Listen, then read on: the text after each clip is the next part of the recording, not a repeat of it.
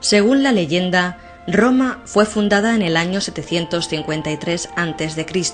por los gemelos Rómulo y Remo, que habían sido amamantados por una loba. Roma se situó a orillas del Tíber, en un punto donde el río se estrecha. Asentada sobre el monte Palatino, era un lugar de paso para rutas comerciales, como la Vía Salaria y otras calzadas. En su origen, Roma fue una aldea de pastores provenientes de los montes albanos y sabinos. En algo más de 200 años, los romanos conseguirán liberarse de los etruscos. Poco a poco iniciarán su expansión, primero por la costa del mar Tirreno, más tarde ocupando toda la Italia central y finalmente tomando la Magna Grecia. En la historia de Roma se distinguen tres grandes periodos: monarquía, república e imperio. La monarquía se extiende desde el siglo VIII hasta finales del siglo VI a.C., época de fuerte influencia etrusca. En ella surge el Estado romano y se crea un nuevo sistema político. En el año 509 a.C., los romanos, libres ya del yugo etrusco, instituyeron la República. En el siglo III, una vez conseguida la unidad de Italia, comienza la expansión del Estado romano por el Mediterráneo, en la que los romanos deberán derrotar a su gran rival, Cartago, en las llamadas Guerras Púnicas.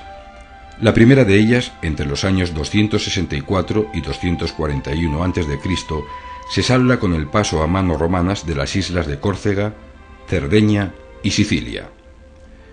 En la Segunda Guerra Púnica, el cartaginés Aníbal derrotará a los romanos en Tesino, Trebia, Trasimeno y Cannas.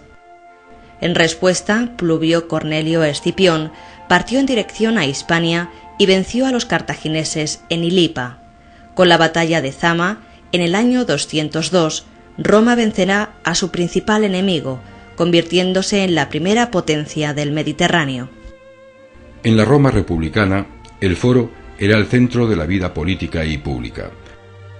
Atravesado por la Cloaca Máxima, que vertía sus aguas en el Tíber, cerca se encontraba el templo de Vesta, en el que las sacerdotisas debían mantener el fuego sagrado. En el período republicano, además, se construyeron otros importantes templos. La gran figura de la Roma republicana será Cayo Julio César. En el año 59 a.C., César conquista las Galias, iniciando un periodo de expansión y hará que Roma, a su muerte en el año 44 a.C., controle prácticamente todo el Mediterráneo, desde Hispania hasta Siria. La armada romana, la más poderosa del momento, hace llegar a sus temibles legiones a los puntos más alejados del Mediterráneo. Sus campamentos se establecen en las provincias bajo control y consiguen imponer el poder de Roma por todo el territorio. Aclamado por el ejército, César tiene sin embargo muchos enemigos, siendo asesinado en el año 44 a.C. Acto seguido, se inició un periodo de lucha por el poder que solo terminó cuando Octavio derrotó a Marco Antonio y Cleopatra en el año 31 a.C. 4 años más tarde, el Senado le otorgó el título de Augusto, aceptando también el de Imperator. De esta forma se produjo la transición de la República al Imperio, una institución que iba a cambiar la faz de Roma. Con Octavio Augusto, el Imperio romano comienza una etapa de esplendor. Octavio y sus sucesores, como Trajano, llevarán las fronteras del imperio mucho más allá de lo legado por César, añadiendo nuevos territorios en África, Hispania, Britania, Europa Oriental, Dacia, Anatolia y Egipto. El Imperio romano floreció durante 4 siglos. Roma se convirtió en el centro del mundo conocido, una metrópolis rica, poderosa y refinada, con más de 1 millón de habitantes.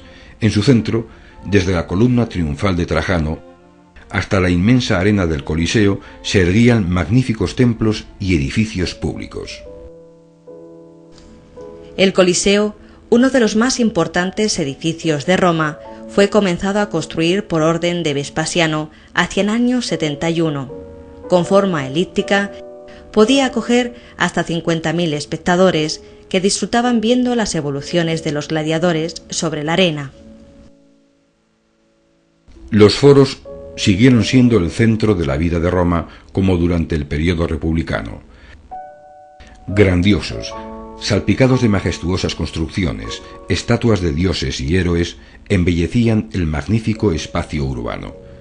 Junto al Coliseo o anfiteatro, otra de las diversiones favoritas de los romanos es el circo, el lugar donde se desarrollaban algunos espectáculos, como las carreras de cuadrigas. El Circo Máximo, el más importante de Roma, sirvió de modelo para otros levantados en las ciudades de provincias, como el de Tarraco, en Hispania. Junto a Roma, a lo largo del imperio, surgieron importantes urbes como Emérita Augusta, Cartago, Alejandría, Antioquía o Éfeso. Una amplia red de calzadas unía el tejido urbano, facilitando el contacto entre Roma y el resto de las poblaciones. El modo de vida urbano se basaba en el modelo que la propia Roma ofrecía. Los romanos vivían, trabajaban y comían en las calles con un ruido ensordecedor. Los enormes edificios de 4 y 5 plantas tenían en su parte baja comercios. Junto a estos edificios, los ciudadanos adinerados vivían en casas espaciosas, con varias habitaciones decoradas con mosaicos y muebles elegantes. El atrio, el lugar más importante de la casa, solía tener un estanque en su centro. En el patio exterior, llamado peristilo, los señores podían pasear y sentarse a la sombra de los árboles en los días soleados. Las ciudades romanas se dotaron de grandes obras públicas para hacerse más habitables. Los espacios ciudadanos fueron embellecidos con arcos monumentales como los de Tito o Septimio Severo, ambos en Roma.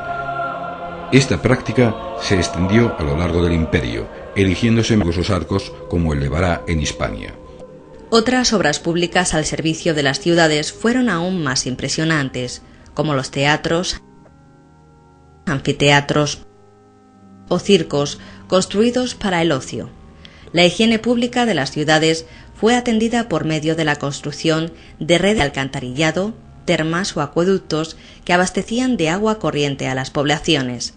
El monumental acueducto de Segovia, del siglo I después de Cristo, fue edificado con una altura máxima de 28 metros y medio y 818 metros de largo.